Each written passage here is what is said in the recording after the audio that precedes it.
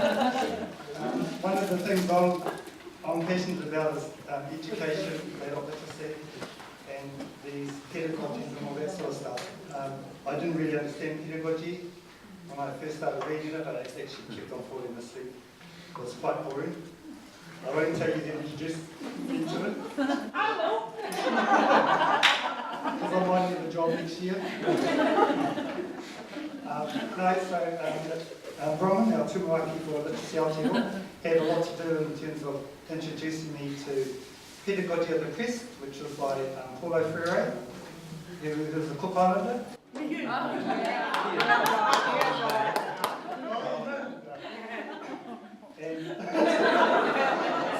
And my time's up. So my thing is talking from my point of view, because that's all I can do, and in terms of what I went through in terms of teaching. And teaching from when you go through school and experience 10 years of awesomeness, it's outside the classroom. You go into the classroom and go, what the hell? We get through that. So our first title we looked at was good. Exactly. If you Google that on YouTube, you'll come up with this ukulele group that plays it. It was really awesome. So that's why I thought, oh, Māori, we'll do this. I met him. But the idea was that, you know, we can look at ourselves as good educators, but we need to actually reflect a lot better in terms of what we're doing. So this is what I call my education system. You know, we must be good papa, you know, educators. Papa is Pākehā, or our history, Abel Tasman, James Cook, and kings and queens of England, all those sort of things. And when I was a young child, I actually thought we named Captain Cook. I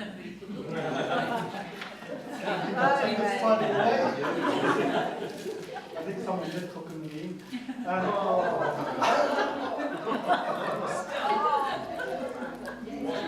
We're in the same place here. Education is a reflection of society, and society is white, and be white and proud. My mum and dad brought me up to be a good Christian. They never spoke te reo to me, so our first language was English. So we were on the path. It was just, you know, it was a bit too brown. Do the best for yourself, a good job, good money, you know, you get a good life. So it's more about the individual, you know, about being the best in the class, all those sort of things. So I thought, reflecting on it many years back is sort of like, no, that's not right, especially for a Pasifika like me. You know, so knowing all these people up here, some of the teachers looked like that when I was at school. I went to Aotearoa Boys High, and I think it was about 200 years when I was 20 years old when I was there. Our principal was called Hitler. Colditz was a program when I was at school, and he had a little short moustache, and when we used to take time off, we had to sort of run across the field and hide under the bushes before we ran across the road. So it was a bit like a prison. And then in terms of what we related to as our national flag, and you know, these people that get portrayed as top New Zealanders, that's Graham Hart, who's New Zealand's richest man. And he got there for a reason, you know, and that's the reason because it was all about himself and all that sort of stuff. Hope no one noticing you. And now there's also the bad teacher, and honestly, I was one of these bad teachers. You know, I've taught in the sector for 20 years. Actually, that's what I used to say. So this clip is on YouTube, and it's the substitute teacher. And if you ever get to play it, it's quite awesome, because he comes in here and states those sort of things, and then he does a roll call, and he mispronounces everyone's name in the class. And it's one student at the end tends to be a black student, kind of says present, because he probably knows that whatever I say is going to be wrong. So, you know, and that's some of the attitudes as an educator that we must think of. I did an electronic technological course at AUT when I was doing television and film. The Pākehā came in and he says, I'm paid $40 an hour to confuse you. And he got his money. Half of us left after the next week, just because of his attitude. So I think, sometimes we've got to think about what we promote. You must learn to read and write in English, and that should be your first. Once again, that's how I was brought up. So, I was useless at English. Those teachers are really good. When you learn the Pākehā way, that's the way of the world. And I've heard that in terms of business. You've got to do it this way, because that's how we, how the real world out there works. But to be honest, it doesn't really trickle down to what the world should be like in terms of the speakers that talked this morning. That's not our world. So we need to start standing up and talking about our world, carrying that narrative and all that, validating ourselves. Education is a pathway for a better life. Yay! I've got a little dollar sign there, it costs money. And when you look at it, Pacific, one of the poorest in the country, on average, our salary is about $200 less than the national median. So, education is a cost factor. If you want to go higher education, which we try to promote, the fact that it's going to cost you maybe $30,000 to $40,000 to get a degree, so you've got to sum those up in terms of what's important. Feeding the family, health reasons, keeping a house warm, all those sort of things, or going off and doing a degree and studying. Who's going to pay those bills? So once again, those are the things. If we're going to promote it, there needs to be some sort of support behind our people going into education. The thing about cultural values, that's always been like wishy-washy thing. So, they don't really have any real value in the real world. But when you look around our world is pretty stuffed. There's lots of conflict, religion, ethnic things and all that. So culture is really important, and it's been overtaken by money. So those are the things I'm here to talk about, because I think finding my culture is important. Hegemonic discourse, that's all the crap you hear out there, and you tend to believe it. So if you go through an education system that promotes certain ways of doing it, you actually get brainwashed into thinking that, and thinking that if you can't read and write to a certain level, you are dumb. When I went to high school, it was 50% pass, 50% fail, and I couldn't quite understand that, especially when you're like 49% already. So, the system isn't really fair, and when you look at the exams, they were very tainted towards European-centric sort of paradigm. So, sorry if I use those big words. I paid $40,000 on my degree to get there. So once again, education has really changed from when I was at school in the 60s and 70s. We were drinking milk, all those sort of things, and I hated milk. I used to see everyone drinking and go, this is really nice, and chuck it out. And in terms of what we're getting taught in schools, you are getting more breadth in terms of education. But once again, it comes down to the content and your teachers. And, they don't always help our people get to where we want to be. So those are the things that I really have a passion about interrogating. So as Pacific educators and learners, because that's one of the things I feel is important, is that you always must be a learner as well. If you think you're a teacher all the time, then you kind of tend to think you know everything. And if you know everything, you really don't know anything. So it took me ages to write that up. And you must stand up and deliver, and this appreciative cultural pedagogy is what Dr Cherie Chu promoted, and she's an awesome academic who has done a lot of research with Māori, with Pacific and Māori values too. So we don't want to get caught up in cultural, regressive adult pedagogy, all that crap, because we tend to buy into it. And as soon as we get up in front of a class, in front of people, we become a role model. So I think we need to be able to promote the right ideal of what an educator is, and that's why I think, being a learner is always good, because it's very grounding. And you sit on that other side and you're looking up and go, oh, he's crap. I want to do the evaluation now, and it's on the first day. So all those things, it's good to reflect on how you're being educated and how you are as an educator. So who's literacy? So this guy, Italian full coconut. Antonio Gramsci developed the concept of hegemony and how we take on values of another culture, usually the dominant culture. So, and that's why when I was young, my mum and dad promoted that we only speak in English. They only speak in English to us. We go through the education system as far as we can. The boys did academic subjects, the women did clerical. And that was what it was like back in the 60s and 70s. And so you came through that system that languages, your Pacific language and your Māori language wouldn't get you a job. And that's changed around. They do get you jobs now.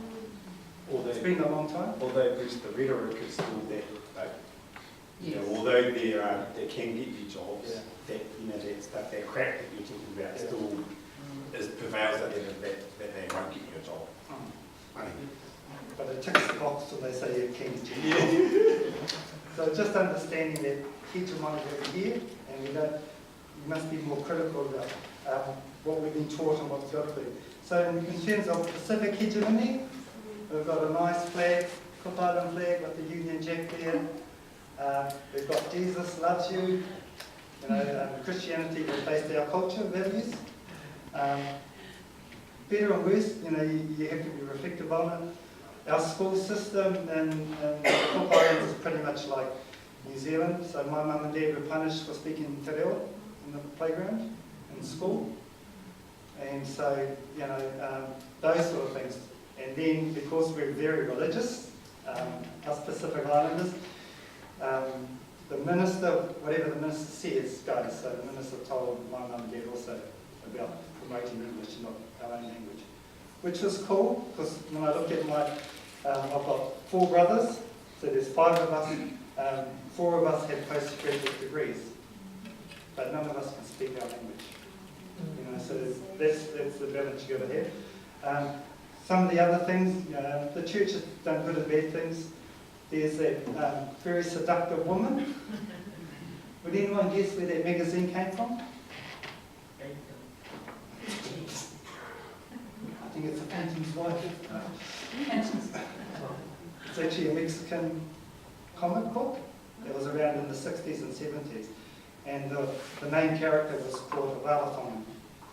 And it was this native princess that seduced the Pākehā men and all that sort of stuff. And once ago, so I was talking to a Mexican friend, I know about Taunga.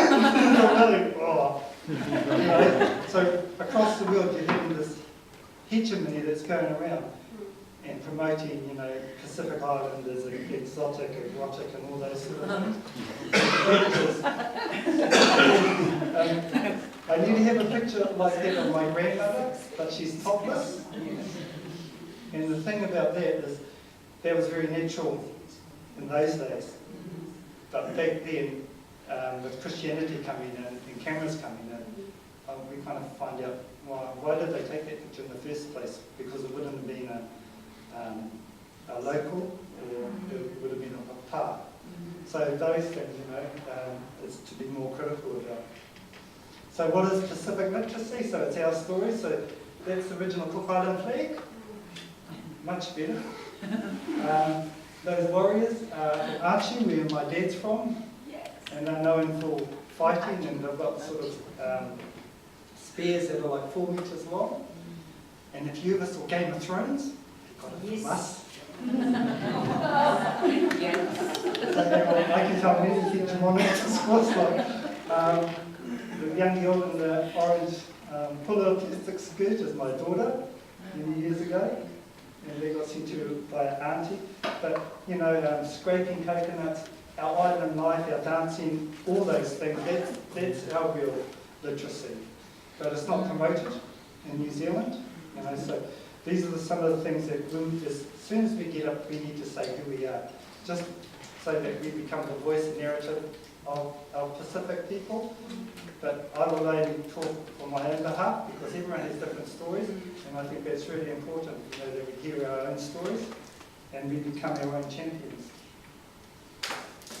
And in education, we all invest when we hear our own stories, when we see our own faces and things like that. So we have a wealth of talent in this country that are producing things, but it is always hard to produce things with any ethnic, cultural or language in it, you know, apart from anything that's sort of mainstream. So when we are learning, if we can promote it with our own books, our own stories, and once we get our own narrative, getting up to telling our own stories, because a lot of people will nod and have similar stories, and like I said, once we're up here, we're role models. So if they can see that I never passed English exams at high school, but I got 2 degrees on my phone. So you can make it too, and if they can see it.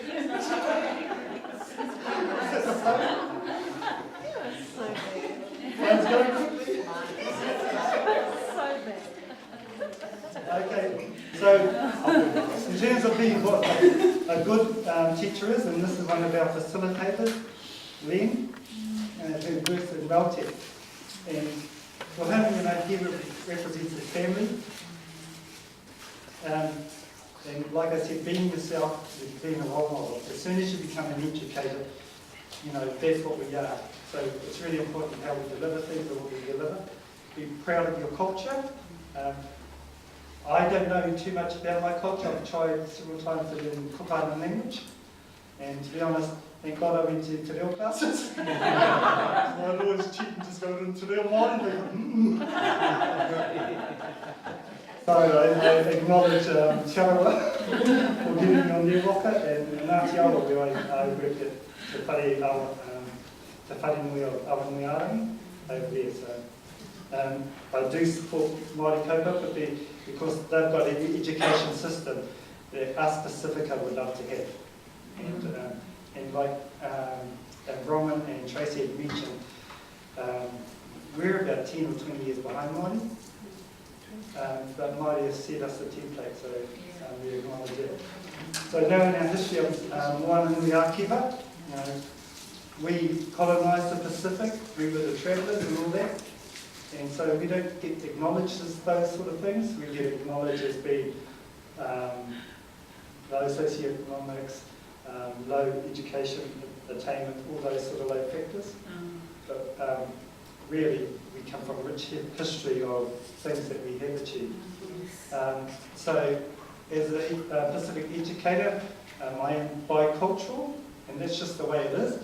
My life at home is different to at school, and even though we speak in English, the things we do at home are kōrero and whānau. But to me that was just normal until you go somewhere else and go, oh, they haven't got 20 brothers and sisters like me. And there's all this noise in the house. So those sort of things. And in terms of cultural capital, you know, we have our champions here. And I think, you know, these are the people that become our narrative and our leaders.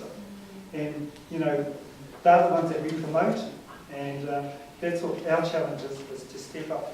And when we get a chance is to promote our narratives, our culture, and all those sort of things.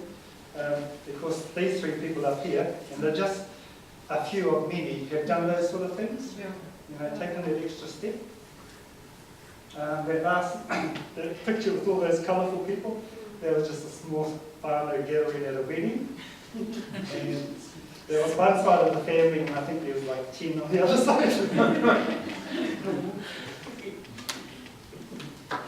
So what we talked about is practice, is about reflecting on our practice. So one of the things is a knowledge of your learner, get to know them, and that takes a little bit of time, but once you get the trust, just like for us, once we get the trust, we're quite loyal, respect the learning and teaching roles.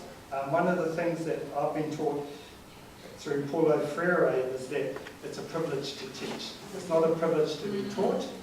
And if we always remember that, then, then we are the ones that are truly thinking in terms of what we're doing. So education and educators are really important in terms of delivering that. A sense of belonging, making sure that we are inclusive in what we do for all our learners, Māori, Pasifika and non. The environment that you're teaching in is culturally inclusive, because some of the places that we do go, where you do teach it, aren't always conducive to good education. So those are things we need to think about, and giving the chance for uproar to happen, that your learner can get up and teach something.